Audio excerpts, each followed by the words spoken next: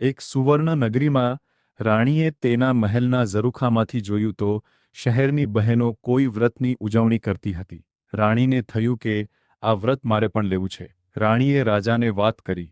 રાજાએ અભિમાનથી કહ્યું, હે દેવી, આ બહેનો જે વ્રત કરે છે તે દશામાનું છે. આપણી પાસે તો બધું જ છે.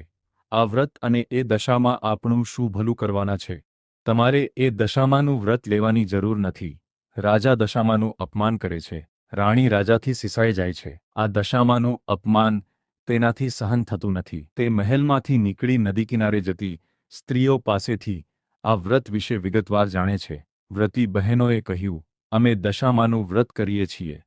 આ વ્રતની વિધિ એવી છે કે સૂતરના 10 તાર લઈ 10 ગાંઠ વાળવી, ગાંઠે ગાંઠે કંકુના ચાંદલા કરવા, ત્યારબાદ સ્ત્રીએ આ વ્રત કરવું. દાસી જોડે રાણીએ રાજાને સંદેશો મોકલ્યો કે મારે આ વ્રત કરવું છે.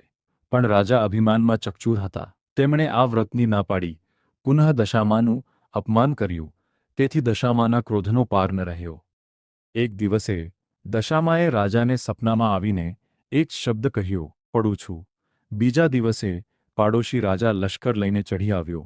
જીવ બચાવવા રાજા તેની રાણી તથા 2 કુંવરોને લઈ જંગલમાં ભાગ્યો. ઘોર જંગલમાં રાજા રાણી પરિવાર સાથે દુઃખી થયા. રસ્તામાં એક વાવ આવી, ત્યાં રાજા પાણી લેવા ઉતર્યા. પાછળ 2 કુંવરો પણ ગયા. દશામાએ અદૃશ્ય થઈ 2 કુંવરોને વાવમાં ખેંચી લીધા. રાજા સમજી ગયા કે ચોક્કસ દશામાનો આ કોપ છે. એ રાણીને આશ્વાસન આપતા સમજાવે છે કે જેણે આપ્યા તેણે જ લઈ લીધા, હવે એ જ આપશે. આગળ જતા રાજા રાણીને અનેક દુઃખો સહન કરવા પડ્યા. એક વાડીમાં ગયા તો ત્યાંના ફળ ફૂલ નાશ પામ્યા. માળીએ આ બંને પાપી છે એમ માની મારી ભગાડ્યા. રાજા તેમની બહેનના નગરમાં આવે છે. બહેન સોનાની ગાગરમાં ભાઈ માટે સુખડી તથા સોનાની સાંકળ મોકલે છે, પણ દશામાના કોપથી સુખડી ઈંટના કકડા બની ગઈ અને સોનાની સાંકળ કાળો નાગ બની ગયો. આ ગાગર પિત્તળની થઈ ગઈ. આ બધું જમીનમાં દાટી રાજા આગળ ચાલી નીકળ્યો. આગળ જતા એક વાડીમાંથી તેમણે વાડીના માલિક પાસે ખાવા માટે ચીબડું માગ્યું. ખેડૂતને દયા કરીને એક ચીબડું આપ્યું. રાજાએ નક્કી કર્યું કે આગળ જઈને થોડો વિશ્રામ કર્યા પછી ચીબડું ખાવું અને ભૂખ સમાવવી. એ ગામના રાજાનો કુંવર 2 દિવસ પહેલા રીસીને ભાગી ગયો હતો. સિપાઈઓ કુંવરની શોધમાં નીકળ્યા હતા. દશામાના કોપના કારણે રાજાના હાથમાં જે ચીબડું હતું એ કુંવરનું માથું બની ગયું. કુંવરના માથા પર નજર પડતા જ સિપાઈઓએ દોડીને રાજાને પકડી લીધો.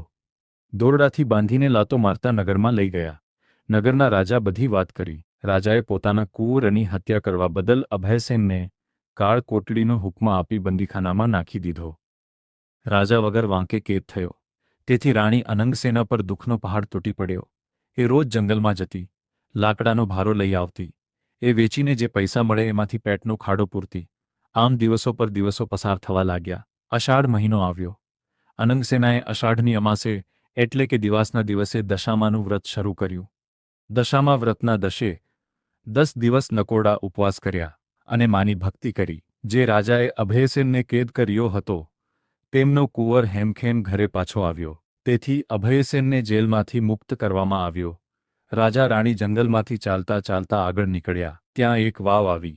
જોયું તો વાવના કાંઠે દશામાં વૃદ્ધ ડોશીનું રૂપ ધારણ કરીને ઊભા છે. બંને કુંવરો એમની આંગળી પકડી ઊભા છે. રાજા રાણી તરત માતાજીને ઓળખી ગયા. માના પગમાં પડી ગયા. દશામાએ અસલ સ્વરૂપમાં આવી દર્શન આપતા કહ્યું, હે રાજા, હવે તારું અભિમાન ઓગળી ગયું છે. લે તારા દીકરા, તું જે વાટે અહીં આવ્યો છે તે વાટે પાછા ફરો. તમે જે સુખ માટે ઈચ્છા કરતા હતા તે સઘળા સુખ મળશે. તમને તમારું રાજ્ય પાછું મળશે. રાજા રાણી બંને કુંવરો સાથે પોતાના રાજ્યમાં આવ્યા. પ્રજાના સાથથી પુનઃ રાજ્ય પાછું મેળવી સુખેથી રહેવા લાગ્યા. રાજા રાણીએ દશામાના આશીર્વાદ મેળવી કહ્યું, હે દશામા, જેવા અમને ફળ્યા તેમ તમારું વ્રત કરનાર સૌને ફળજો.